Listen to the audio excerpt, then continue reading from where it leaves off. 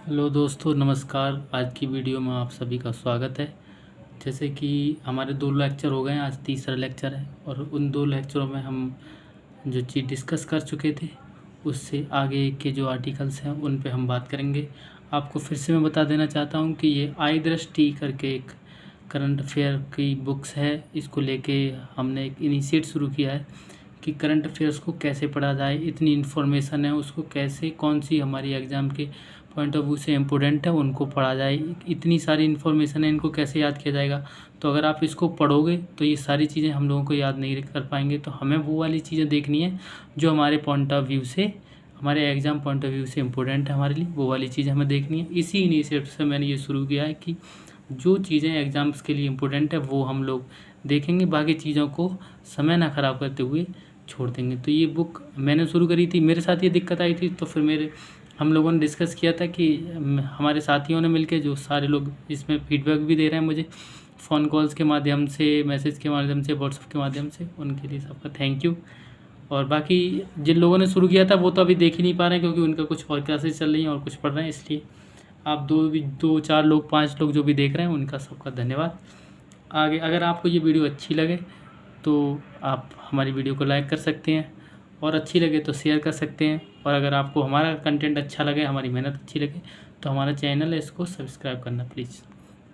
चलो तो आज की बात शुरू करते हैं। आज का आर्टिकल है, वो पहला आर्टिकल है कि राष्ट्रीय सम्मान कानून के अंतर्गत वंदे मातरम। ये कब का आर्टिकल है? तो ये आर्टिकल में कहा है कि केंद्रीय मंत्रिमंडल ने 5 मई 2026 को राष्ट्रीय गौरव अपमान निवारण अधिनियम 1971 में संशोधन को स्वीकृति दी। और क्या कहा है? प्रस्तावित संशोधन का उद्देश्य राष्ट्रीय गीत वंदे मातरम के अपमान या उसके गायन में बाधा को दंडनीय अपराध बनाना है। आप सभी को पता है कि पिछले सत्र में जो बजट सत्र था उसमें वंदे मातरम को लेकर काफ़ी चर्चाएं हुई थी। तो जब उस पर चर्चा हुई थी संसद में तो इस बात को लेकर आया था कि जो लोग वंदे मातरम है उसका अपमान ना करें। तो ये जो है हमारा एक अधिनियम है, राष्ट्रीय गौरव अपमान निवारण अधिनियम 1971। ये जो राष्ट्रीय गौरव की जो चीज़ें हैं उनका अपमान जो भी लोग करेंगे उसके निवारण के लिए एक अधिनियम बनाया गया था 1971 में। उसके बारे में है कि उसमें ये रखना है। तो इसमें हमें हमारे पॉइंट ऑफ व्यू से क्या क्या चीज़ें याद रखनी है। तो ये एक तो इसी को हम सबसे पहले तो यही को पढ़ते हैं कि क्या करना है। इसका उद्देश्य है कि जो इसके अंतर्गत वंदे मातरम के किसी भी अपमान या उसके गायन में जानबूझकर बाधा को दंडनीय बनाया जाना प्रस्तावित है। दूसरा इसमें क्या है कि इसमें क्या है, वर्तमान में क्या है, ये वर्तमान अधिनियम की धारा 3 के अंतर्गत राष्ट्रगान के गायन को जानबूझकर रोकना या ऐसे गायन में संलग्न सभा में व्यवधान उत्पन्न करना 3 वर्ष तक के कारावास, जुर्माने या दोनों में दंडनीय है। मतलब ऐसे ही जैसे हमारा राष्ट्रगान है ऐसे ही हमको वंदे मातरम को भी हमें हमारे राष्ट्रगीत को बनाना है। ये राष्ट्रीय गौरव के विषय मामले में ये राष्ट्रगान और ये राष्ट्रगीत और संविधान, अब 3 चीज़ों को शामिल कर दिया जाएगा। एक और करंट अपडेट की बात बता दूँ, अभी उत्तर प्रदेश विधानसभा ने भी ये बात वहाँ पे पारित की है कि जो वंदे मातरम है ये राष्ट्रीय गौरव के विषय में रहना चाहिए और इसका अपमान हम लोग स्वीकार नहीं करेंगे। ये चीज़ें वहाँ पे उत्तर प्रदेश विधानसभा ने पारित करी थी। अब हमारे एग्जाम पॉइंट ऑफ व्यू से ये चीज़ अगर याद रखनी है तो हमें रखना है कि ये राष्ट्रीय गीत वंदे मातरम की रचना किसने की थी और कब की थी। तो राष्ट्रीय गीत वंदे मातरम की रचना बंकिम चंद्र चट्टोपाध्याय ने 1875 में की थी। 1875 में ये इतना फेमस क्यों हुआ? क्योंकि 1875 में जब इसकी जब स्थापना की थी उसके 10 साल बाद 1885 में भारतीय राष्ट्रीय कांग्रेस की स्थापना हो गई थी। तो जो हमारे राष्ट्रीय आंदोलन थे उनमें वंदे मातरम बहुत फेमस नारा हुआ था और ये वंदे मातरम था, ये संस्कृत भाषा में लिखा गया था। तो उस टाइम पे ये एक मतलब देशभक्ति गीत के रूप में इसने काम किया था हमारे उसमें स्वतंत्रता संग्राम में। तो इसीलिए बहुत इम्पोर्टेंट है। उसके अलावा इसमें और क्या देखना है, ये उनके एक उपन्यास था आनंद मठ, उसमें सम्मिलित किया गया था। और क्या था, ये गीत भारत भूमि की वंदना आनंद उपन्यास मठ के इस पाठ के कारण ये जन आंदोलन के साथ गहरे स्तर पर जुड़ गया था, जो हम बता ही चुके हैं। दूसरी बात ये बतानी, ये गीत गाने का जो समय है वो 1 मिनट 9 सेकंड है। इस राष्ट्रगीत का गाने का जो समय है वो 1 मिनट 9 सेकंड है। आपको पता है राष्ट्रगान का समय कितना है? राष्ट्रगान गाने का समय है 52 सेकंड। तो ये भी याद रखना है, क्योंकि राष्ट्रगान पे पहले क्वेश्चन आते थे कि राष्ट्रगान कितने समय में गाया जाता है, 52 सेकंड में, तो इस पे भी आ जाएगा। इस गीत का अंग्रेजी अनुवाद, क्योंकि जो बंकिम चंद्र चट्टोपाध्याय ने जो लिखा था वो संस्कृत में लिखा था, तो इसका अंग्रेजी में जो अनुवाद किया है वो थे अरविंदो घोष। कौन थे? अरविंदो घोष। ये भी ध्यान रखना है। तो ये 3 चीज़ें याद रखनी है। इसका गीत कितने टाइम में गाया जाएगा, इसका अंग्रेजी में अनुवाद किसने किया था, उसके बाद इसके लिए राष्ट्रगीत के लिए मतलब ये किसने लिखा था, इसका उद्देश्य क्या था, और ये इम्पोर्टेंट क्यों हो गया, तो ये सारी चीज़ें याद रखनी है हमको। बाकी इससे ज़्यादा और कोई क्वेश्चन आएगा नहीं, इतना ही इसके लिए इम्पोर्टेंट रहेगा। ये पूछ सकता है कि मतलब 24 जनवरी 1950 को जब जनगण मन को राष्ट्रीय ज्ञान हमारा घोषित किया गया था, तो उसी टाइम पे उन्होंने ये कहा था, जो हमारे राष्ट्रीय अध्यक्ष थे, मतलब जो संविधान सभा के जो अध्यक्ष थे, उन्होंने बोला था कि वो वंदे मातरम को भी इसके समान आदर और सम्मान मतलब दर्जा मिलना चाहिए। ये बात की गई थी, लेकिन उस टाइम पे ये स्वीकार नहीं की गई थी। तो अब ये विधेयक आया है और ये पारित हुआ है। अब हम बात करते हैं अगले आर्टिकल की। तो अगले आर्टिकल पे क्या है हमारे में, अगले आर्टिकल में वही आ गया, पंचायत विकास सूचकांक। क्या है ये?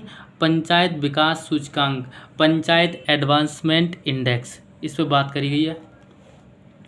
तो अब इसके बारे में क्या है, इस पे पहले तो हम आर्टिकल पढ़ते हैं कि पंचायती राज मंत्रालय ने ज़मीनी स्तर पर शासन को मजबूत करने और समावेशी ग्रामीण विकास को बढ़ावा देने की दिशा में एक महत्वपूर्ण कदम उठाते हुए 24 अप्रैल 2026 को मनाए गए राष्ट्रीय पंचायती राज दिवस के अवसर पर वित्तीय वर्ष 2023-24 के लिए पंचायत उन्नति सूचकांक 2.0 जारी किया है, 2.0 रिपोर्ट जारी की है। तो अब इसमें यहीं तक आ गई ये वाली बात। इसमें हम क्या क्या याद रखना है, इन्होंने कहा पंचायती विकास सूचकांक क्या है, किसके लिए कहा है, इन्होंने कहा है कि जो मतलब ग्रामीण स्तर का जो शासन को मजबूत करने के लिए और समावेशी ग्रामीण विकास को बढ़ावा देने के लिए। अब हम दूसरी बात, पंचायती राज दिवस कब मनाते हैं, तो पंचायती राज दिवस मनाते हैं हम 24 अप्रैल को। ये चीज़ हमें याद रखनी है। दूसरी चीज़ ये रखनी है कि ये पंचायती राज उन्नति, इसका उद्देश्य हमने आपको बता दिया। इसका पंचायत जो व्यवस्था है ये संविधान के अनुच्छेद भाग 9 में है, और ये आर्टिकल कौन से, तो 243 से 243 ओ तक इसका प्रावधान है। और इसका कहाँ पे प्रावधान है संविधान में, तो इसका प्रावधान है अनुसूची 11 में भी इसका प्रावधान है, अनुसूची 11 में प्रावधान है। और एक बात और बताऊं इसका, अभी हम लोग कल शायद आगे भी आएगा कोई आर्टिकल, और नहीं आएगा तो कल मैंने डिस्कस किया था निर्वाचन आयोग के बारे में। तो निर्वाचन आयोग, भारत का निर्वाचन आयोग है, जो इलेक्शन कमीशन ऑफ इंडिया है, वो पंचायत के इलेक्शन नहीं कराता है। जो इलेक्शन होते बाकी सारे इलेक्शन कराते हैं, दोनों स्तर के इलेक्शन वो कराता है, लेकिन जो तीसरे स्तर का जो इलेक्शन है पंचायत, इसको वो नहीं कराता है। नगर पंचायत नगर स्तर के जो चुनाव होते हैं, और ये जो चुनाव होते हैं इनको कौन कराएगा फिर, जब इलेक्शन कमीशन ऑफ इंडिया नहीं कराएगा तो इनका कराता है स्टेट चुनाव आयोग। जो स्टेट इलेक्शन कमीशन होता है, राज्य चुनाव आयोग है, वो इन एग्ज़ाम्स को कराते हैं। तो इनसे यही चीज़ें याद रखनी है। बाकी इसके अलावा इसमें और कुछ इंपॉर्टेंट चीज़ें नहीं है। बाकी सारा आर्टिकल मैंने इसको पढ़ा है बहुत अच्छे से कि कहाँ पे क्या है, ये है वो है, तो उनको लेकर थोड़ा सा रहा है। यूपी से रिलेटेड इसमें कुछ था नहीं, तो इसलिए और ज़्यादा मैंने इसको इम्पोर्टेंस नहीं दिया है। अगला आर्टिकल हमारा है कि प्रधानमंत्री ग्राम सड़क योजना फेज़ 3 के बारे में इन्होंने कुछ कहा है। तो ये इन्होंने क्या किया, इसका आर्टिकल पढ़ते हैं कि प्रधानमंत्री नरेंद्र मोदी की अध्यक्षता में केंद्रीय मंत्रिमंडल ने 18 अप्रैल को प्रधानमंत्री ग्राम सड़क योजना फेज़ 3 को मार्च 2025 से बढ़ाकर मार्च 2028 तक जारी रखने की मंजूरी प्रदान की है। इस योजना के अंतर्गत ग्रामीण कृषि बाजारों, उच्चतर माध्यमिक विद्यालय और अस्पतालों से, कहाँ से, एक तो आपकी जो ग्रामीण कृषि एग्रीकल्चर मार्केट्स हैं, उसके बाद उच्चतर माध्यमिक स्कूल हैं, और जो अस्पताल हैं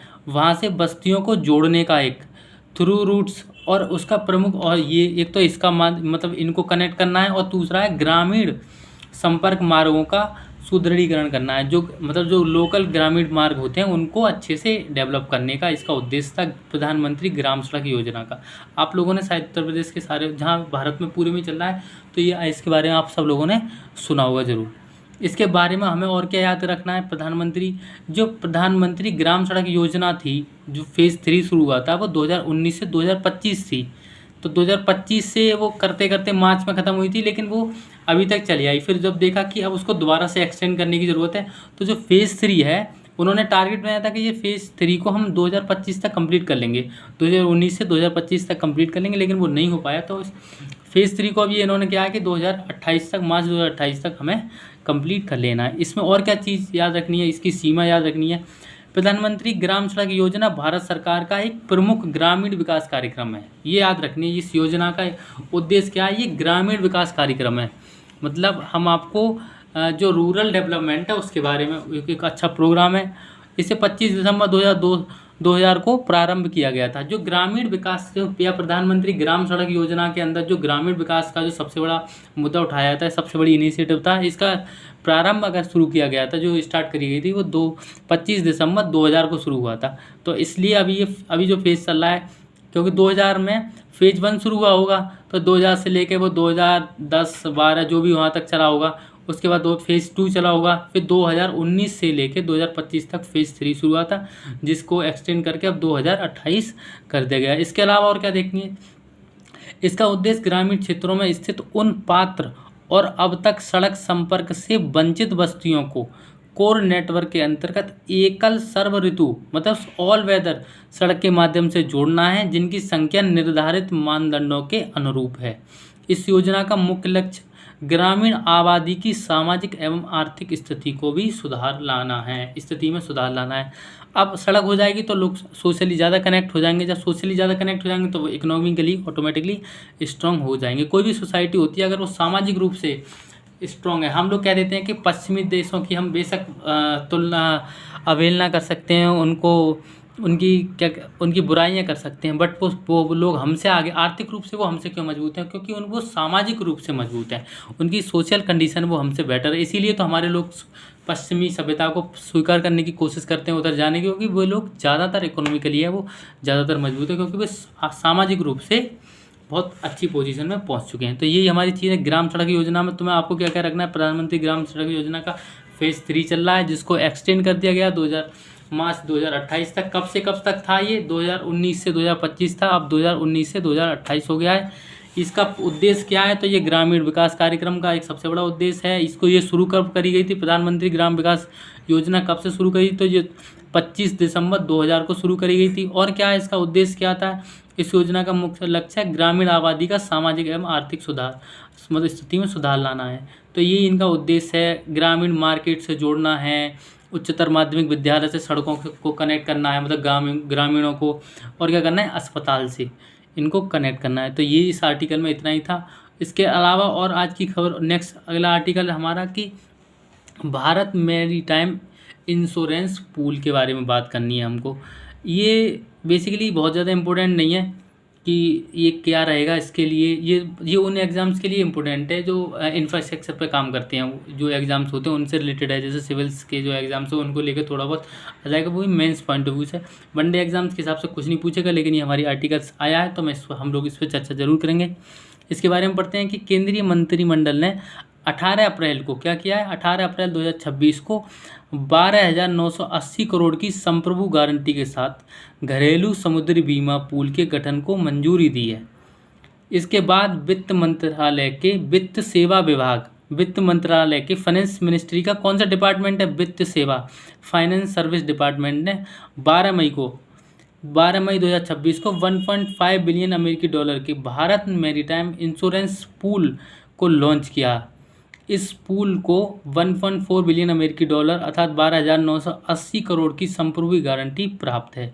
इसके बारे में और हम कुछ डिटेल में बताएंगे। तो इसमें यह है कि भारत मैरीटाइम इंश्योरेंस पूल का उद्देश्य, इसका उद्देश्य क्या है, ये भारतीय ध्वजा वाले भारत द्वारा नियंत्रित कंट्रोल या फिर भारत आने जाने वाले जहाज़ों को हल एवं मशीनरी, कार्गो, संरक्षण एवं क्षतिपूर्ति तथा युद्ध जोखिम सहित व्यापक समुद्री बीमा कवरेज उपलब्ध कराना है। इसका मतलब हो गया कि जो जहाज़ हैं, या तो जो 2-3 तरह के जहाज़ होते हैं, एक तो फ्लैगशिप वाला जहाज़ होता है, जैसे कोई और किसी का जहाज़ है, हमने कहा कि हमारा झंडा लग रहा है, मतलब हम अपना सामान ले जाएंगे, तो जैसे हम लोग कभी कभी रेंट पर गाड़ियाँ ले लेते हैं नेता वगैरह, तो उस पर उनका झंडा लग जाता है, तो उनकी फ्लैगशिप गाड़ी होगी अगर उनका झंडा लग रहा है तो उसमें उनके लोग होंगे, ये उम्मीद की जाती है।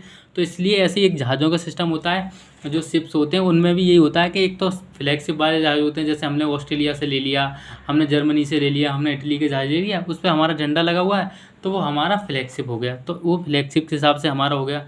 या फिर जो भारत के द्वारा कंट्रोल है, मतलब भारत के जहाज़ हैं वो है, या फिर वो वाले जहाज़ जो भारत आने जाने वाले हैं, क्योंकि अभी आपको पता है कि नीचे ईरान में और यहाँ पे जो वॉर हुआ था उसके बारे में वहाँ पे लेके कुछ जहाज़ों को डुबाया जा रहा था, कहीं पे कुछ हो रहा था तो नेवी वगैरह उन पे अटैक कर रही थी, तो इसलिए ये जहाज़ों पे, क्योंकि जो कंपनियाँ थी, जहाज़ कंपनियाँ थी, इन्होंने जाने के लिए मना कर दिया था, तो इसीलिए भारत मैरीटाइम इंश्योरेंस पूल ये सुविधा शुरू करी गई थी।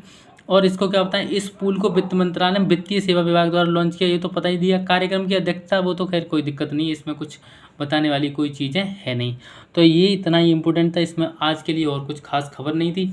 उसके बाद अगला आर्टिकल्स जो है हमारा वो काफ़ी है पढ़ने को, अगर आप पढ़ना चाहो तो इसको वीडियो रोक के पढ़ लेना। एक बार मैं इसको कर देता हूँ यहाँ पर, ठीक है, आप इसको वीडियो रोक के पढ़ लेना अगर आप पढ़ना चाहो, आपको पढ़ने का मन है, और अच्छी बात है। अगर आप पढ़ने का बहुत अच्छा ऐसा मन करता है तो मैं आपको सलाह दूंगा कि आप क्या करोगे, आप एक ये बुक लेकर आओगे। मैं आपका इसको आर्टिकल दिखा देता हूँ, ये है देखो, 1 जुलाई 2026 से 21 जून 1 जुलाई 2025 से 21 जून 2026 तक अपडेटेड है। ये ले आना, ये अच्छी बुक्स है, वनडे एग्जाम्स के लिए बहुत अच्छी है, इसीलिए जो मैंने इसको प्रेफर किया है। मेरे दोस्तों ने भी सलाह दी थी और हम लोगों ने भी ये डिसाइड किया है कि इसको ख़त्म करना है, सारे लोग हम मिलकर इसको पढ़ेंगे। मैं ये वीडियो बनाऊंगा, कुछ लोग इसको सुन के और जो इंपॉर्टेंट होंगे उनको हाईलाइट करके पढ़ लेंगे, यही हमारा टारगेट है। और आप लोग तो को पहुँचाने का भी हमारा यही उद्देश्य है कि ये आप जो भी सुने उसके लिए बुक पढ़ना आसान हो जाए वनडे एग्जाम्स के लिए, जिनके करंटली एग्जाम्स है। आई होप मैं इसको जल्दी कंप्लीट कराने की कोशिश करूँगा। कितने लेक्चर होंगे ये तो मैं नहीं कह पाऊँगा। अगला आर्टिकल पे आते हैं हम। अगला आर्टिकल है कि मातृ एवं बाल स्वास्थ्य देखभाल के लिए जननी प्लेटफॉर्म का शुभारंभ किया है। मातृ एवं बाल विकास स्वास्थ्य देखभाल के लिए जननी प्लेटफॉर्म का शुभारंभ किया है। इसके बारे में हम आगे सुनते हैं। आगे क्या लिखा है इस आर्टिकल में, लिखा है कि स्वास्थ्य एवं परिवार कल्याण मंत्रालय भारत में मातृ एवं बाल विकास स्वास्थ्य सेवा को सुदृढ़ करने के लिए जननी नामक डिजिटल प्लेटफॉर्म का शुभारंभ किया है। ये जो जननी है वो कैसा प्लेटफॉर्म है, तो सबसे पहले तो ये ध्यान रखना है, ये एक डिजिटल प्लेटफॉर्म है और इस जननी की फुल फॉर्म है कि Janani of antenatal, natal and neonatal integrated care. The journey of antenatal, natal and neonatal integrated care, मतलब मातृ एवं बाल विकास की मतलब इंटीग्रेटेड आपकी देखभाल करने के बारे में ये शुरू कर गया है। ये डिजिटली प्लेटफॉर्म शुरू किया गया है। ये किसने शुरू किया है, तो ये स्वास्थ्य एवं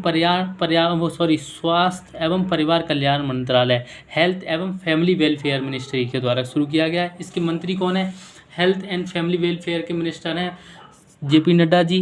तो JP नड्डा जी के बारे में, क्योंकि ये अभी भी सुर्खियों में रहे थे, तो इनके बारे में पूछ लेगा। वैसे तो मिनिस्ट्री के बारे में पूछता है तो मंत्री के बारे में पूछ लेता है। अब एग्जाम्स का थोड़ा पैटर्न चेंज हो रहा है तो हम आपको बताएंगे कि ये कैसे कैसे क्वेश्चन पूछेंगे और ये JP नड्डा जी क्यों इंपॉर्टेंट।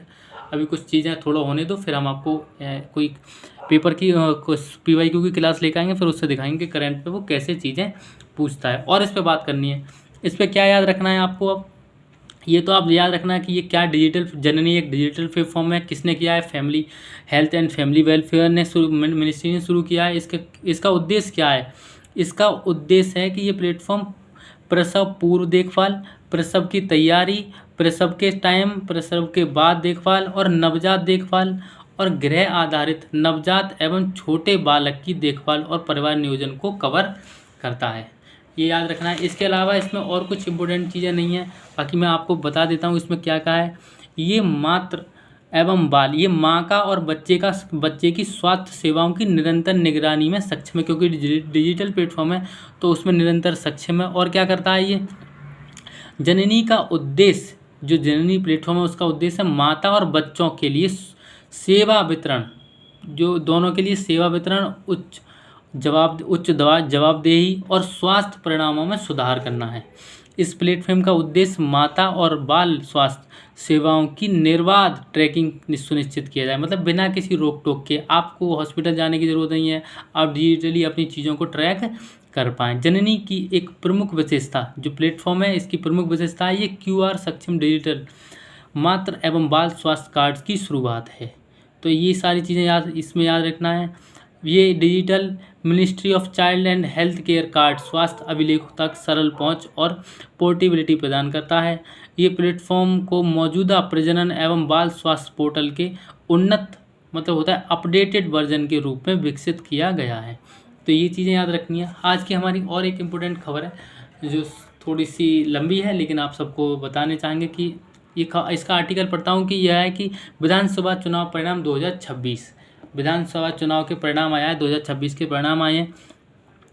तो उसके बारे में आपको बताएंगे। 5 राज्यों में चुनाव हुए थे। तो अब आप सोचोगे कि इस चुनाव से हमारा क्या मतलब है। तो चुनाव से आपको कोई मतलब नहीं है। आप आम देश के आम नागरिक होने के नाते, भारत देश के एक आम नागरिक होने के नाते, जनरल सिटीजन होने के नाते आपको ये चीज़ें, एग्जामिनर का ये उद्देश्य होता है कि आपको ये बेसिक जानकारी अपने देश के बारे में होना चाहिए कि हमारे देश में कहाँ पे क्या हो रहा है। उसके पॉइंट ऑफ व्यू से वो एग्ज़ाम्स के लिए क्या क्या चीज़ें पूछ लेगा इस इलेक्शन को लेकर, इस चुनाव को लेकर, मैं वो चीज़ें आपको रखूँगा। तो मैं आपको बताऊंगा कि 5 राज्यों में चुनाव हुए थे। 5 राज्य कौन कौन से थे। 5 राज्य, टोटल राज्य पूरे 5 नहीं थे, एक यूटी थी और 4 राज्य थे। तो कौन कौन से 5, मतलब 5 के बारे में बताऊंगा कहाँ कहाँ पे चुनाव हुए थे। तो ये चुनाव हुए थे पश्चिम बंगाल में चुनाव हुए थे। उसके बाद ये चुनाव असम में हुए थे, केरल में हुए थे, पुडुचेरी में हुए थे और तमिलनाडु में हुए थे। तो ये 4 राज्य हो गए और एक केंद्र शासित प्रदेश। केंद्र शासित प्रदेश कौन सा है, वो है हमारे पुडुचेरी। तो आप इन लोग इस पे 3 चीज़ें याद रखनी है।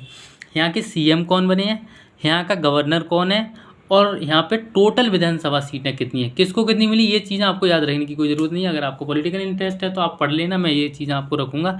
लेकिन अगर आपका पॉलिटिक्स में बिल्कुल भी इंटरेस्ट नहीं है, पॉलिटिकल इंटरेस्ट बिल्कुल जीरो है, तो आप ये चीज़ें मत रखना। केवल और केवल इन 5 राज्यों के बारे में आप 3 चीज़ें याद रखना। वैसे तो हमको सारे राज्यों के मुख्यमंत्री और उसके गवर्नर्स के बारे में पता होना चाहिए, लेकिन हमारे जो एग्जाम पॉइंट ऑफ व्यू से करंट की, क्योंकि हम करंट की क्लास कर रहे हैं, तो करंट के पॉइंट ऑफ व्यू से जो जो इम्पोर्टेंट खबरों में रहे हैं, जो करंट में रहे हैं, उनके गवर्नर और उनके मुख्यमंत्री और जो राज्य यहाँ पे चुनाव हुए हैं, खास करके वहाँ की विधानसभा सीटों के बारे में पता होना चाहिए। 2021 में एक पूरा एग्ज़ाम हुआ था शायद यूपी लेखपाल का, हाँ किसने 20 में हुआ था, और 20 में एग्ज़ाम 20 में इलेक्शन हुआ था। 2021 में एक परीक्षा हुई थी यूपीएसआई की, तो उसमें पूछा गया था कि बिहार में विधानसभा सीटें कितनी हैं। तो ये चीज़ें आप हमको याद रखनी है। ऐसे ही एग्ज़ाम्स के से हमें अपने आप को गाइड करना है कि कैसे कैसे क्वेश्चन एग्जामिनर पूछता है। तो अब इन 5 राज्यों की बात करेंगे। सबसे पहले हम बात करते हैं पश्चिम बंगाल में। पश्चिम बंगाल की बात करेंगे तो पश्चिम बंगाल में नंबर ऑफ़ सीटें कितनी है, विधानसभा की टोटल सीटें कितनी है।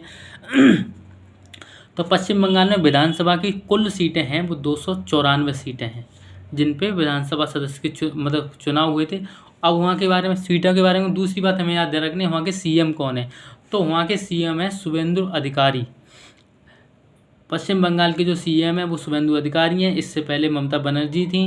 वहाँ के राज्यपाल कौन है, तो वहाँ के राज्यपाल हैं RN रवि।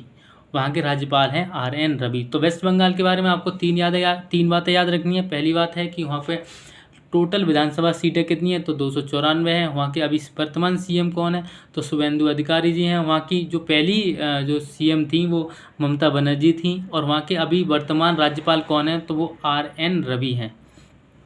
इसके बाद आते हैं हम असम पे। असम में आते हैं तो असम के बाद सबसे पहले असम में नंबर ऑफ़ विधानसभा सीटें कितनी है, तो असम में 126 विधानसभा सीटें हैं। वहाँ के सीएम कौन बने हैं, तो वहाँ के सीएम हेमंत बिस्वा शर्मा बने हैं।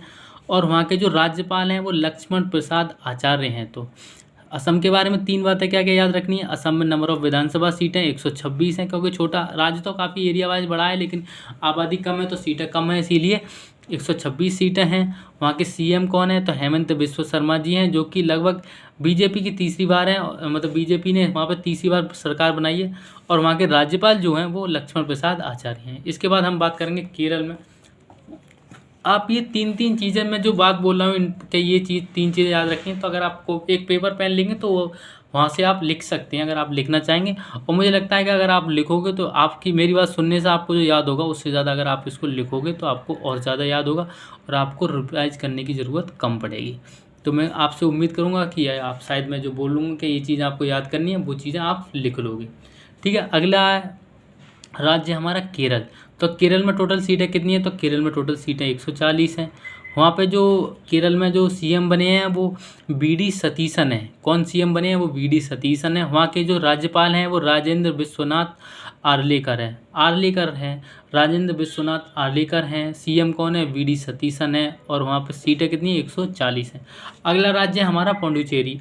राज्य नहीं है, वो यूटी है। यूटी से पहले यूटी है। तो हम वहाँ की एक और खासियत बताएंगे पुडुचेरी की के पुडुचेरी में केंद्र शासित प्रदेश होने के बावजूद भी वो हमारे वहाँ पे क्या है?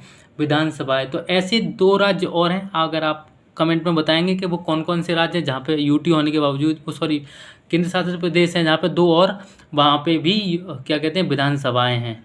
तो उनके नाम बताओगे और हो सकते हैं तो वहाँ की सीटें और वहाँ के राज्यपाल के बारे में भी बताएंगे। सीएम के बारे में बता देंगे तो बहुत बहुत आभार होगा। वैसे तो सबको पता ही होगा उन दोनों राज्यों के। अगर वो दोनों केंद्र शासित प्रदेशों के बारे में अगर आपको सीटों के बारे में पता होगा तो ऑब्वियसली आपको वहाँ के सीएम के बारे में पता होगा, चर्चाओं में रहते हैं। तो हम पहले बात करेंगे पुडुचेरी की केंद्र शासित प्रदेश है। वहाँ पर टोटल सीटें कितनी है? तो वहाँ पर टोटल सीटें हैं 30। वहाँ के सीएम कौन है? तो वहाँ के सीएम बने हैं एन रंगास्वामी। कौन सीएम बने हैं वहाँ के? एन रंगास्वामी। स्वामी नहीं है, एन रंगास्वामी। वहाँ के जो उपराज्यपाल हैं, हाँ ये याद रखना क्योंकि वहाँ यूटी है तो वहाँ के राज्यपाल नहीं होंगे, वहाँ के उपराज्यपाल होंगे। तो वहाँ के उपराज्यपाल हैं वो के कैलाशनाथन हैं। वहाँ के जो राज्यपाल हैं वो वहाँ के उपराज्यपाल हैं वो के कैलाशनाथन हैं। अब हमारा अगला जो 5वां राज्य और अंतिम है वो है हमारा तमिलनाडु। तमिलनाडु बहुत चर्चा में रहा था, चुनाव के टाइम पे चर्चा में रहा था। आपको पता है वो किस लिए चर्चा में रहा? मैं आपको बता दूं कि वहाँ पे सी जोसेफ विजयन करके एक वहाँ के साउथ के हीरो हैं।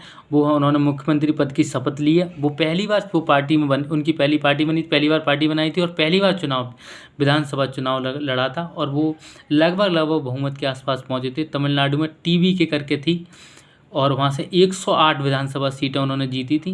बहुत अच्छा चुनाव रहा था। भारत में एक ऑप्शनल वैकल्पिक राजनीति के रूप में जो उभर के आई है, जो लोग अब जो पॉलिटिकल एनालिटिकल हैं, पॉलिटिकल जो स्पेशलिस्ट हैं वो बात करते हैं इसके बारे में।